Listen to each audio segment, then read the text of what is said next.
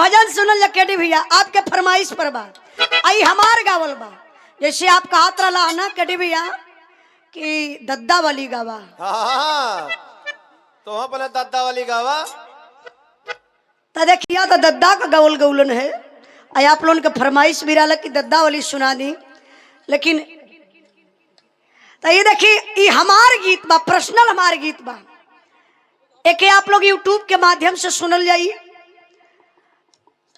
हमरे चैनल पर उजाला यादव ऑफिशियल पर भोर में कबो कबो मंदिर पर ही गीत हम सुनीला तम के बड़ा आनंद मिलेला। कैसे मास्टर साहब गावे का तो का अच्छा बोरा हरी गावे का तो हम कहीं केडी भैया से फिर गवा दे। आई भजन सुनल केडी भैया आपके फरमाइश पर बा आई हमार गावल बा। जैसे आप कहत रहा ना केडी भैया कि दद्दा वाली गावा। हाँ तो वहाँ पहले दद्दा वाली गावा तो देखी ई दद्दा वाली ई दिल्ली में जब गावत रहना हमार पापा भी गवैया हमके बिरहा विरासत में मिलल हो। पापा आज भी हमके सिखावल, पहले भी सिखावे। तो ये गीत हमारे पापा का गावल बा जौन पहले गावत रहल कहना यही मुजाला भक्ति गीत लिखावा। तो देखल जा हम भक्ति लिखौले गीत के लिखे वाला हमारे गुरु जी माननीय प्यारे लाल कवि जी बड़ी प्यारी लाइन लिखलन, भोर भोर का दृश्य लिख डालन का।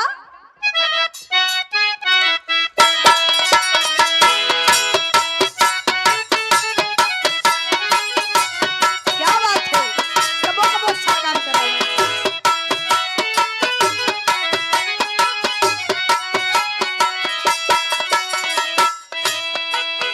इहे लाइन बा कहना बका भाईल भोर हरियान दिया तो राजा गमाई हो। भाईल भोर हरियान दिया तो राजा गमाई हो। भाईल भोर हरियान दिया तो राजा गमाई हो।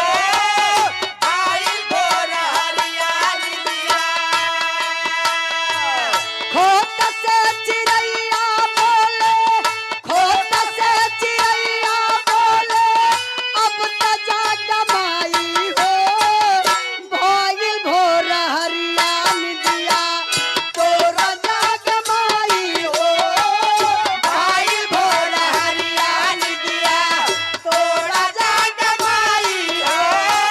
भाईल भोर हरियान दिया तोरा जाग माई हो। भाईल भोर हरियान दिया झोर झोर झुर के देखी नहिया कहूआ। झोर झोर झुर के देखी नहिया कहूआ।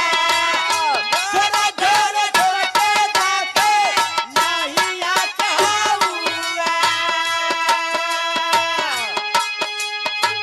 कुकुड़ो को मुर्गा बोले काव काव कौआ। कुकुड़ो को मुर्गा बोले काव काव कौआ। कुकुड़ो को मुर्गा बोले काव काव कौआ।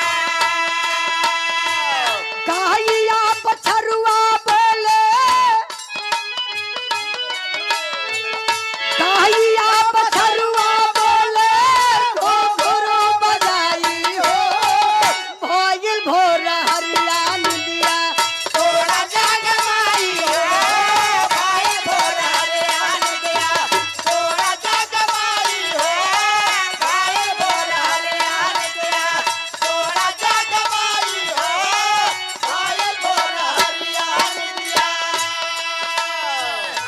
ये देखी हमारे केडी भैया की तरफ से आज के नौशा बादशाह जी दुल्हे राजा जी कबड़का भैया आपके तरफ से भजन के भाव पर 200 रुपए का पुरस्कार भैया के चरणों में बहुत बहुत प्राम आशीर्वाद का चाह रही। लेकिन कहना है क्या मंदिरो धोवाइल चावा काठा वो धोवाई। मंदिरो धोवाइल चावा काठा वो धोवाई। मंदिरो धोवाइल चावा काठा वो धोवाई।